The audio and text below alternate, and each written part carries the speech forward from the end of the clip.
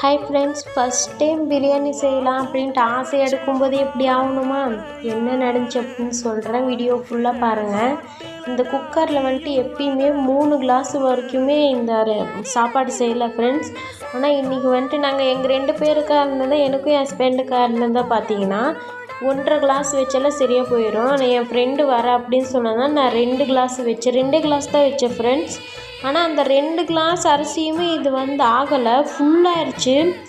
ஏன் அப்படின்ட்டு நானும் யோசிச்சு பார்த்தேன், என்னடா பண்ணுறது அப்படின்ட்டு. எல்லாமே ஃபுல்லாகிடுச்சு. அதுக்கப்புறம் பார்த்திங்கன்னா மேலே இருந்து ஒரு டேக்ஸை எடுத்து மறுபடியும் அதில் மாற்றி வேக வச்சு எப்படியும் பிரியாணி செஞ்சு முடிச்சிட்டேன். டேஸ்ட்டு பரவாயில்ல ஃப்ரெண்ட். பிரியாணிக்கு பார்த்திங்கன்னா தேவையானதையுமே ஒன்றுத்தையுமே நான் பார்த்து செஞ்சேன். எல்லாமே சரியாக போச்சு. ஆனால் இந்த கடைசியில் இந்த குக்கர் எனக்கு கை கழுவி விட்டுருச்சு ஃப்ரெண்ட்ஸ். பாருங்கள், இப்போ நான் தண்ணி ஊற்றுறல இந்த கிளாஸில் தான். நான் எப்பயுமே 3 கிளாஸ் வச்சாலுமே இதில் கரெக்டாக வரும் சாப்பாடு. ஆனால் இன்றைக்கி 2 கிளாஸ் வச்சுமே இது அப்படியே மேலே வந்துருச்சு. ஏன்னு நான் யோசிக்கும் போது அப்படி தான் தெரிஞ்சுது, நம்ம சிக்கன் எல்லாமே சேர்த்தனோம்ல, அதனால தான் ஃபுல்லாகிடுச்சு ஃப்ரெண்ட்ஸ்.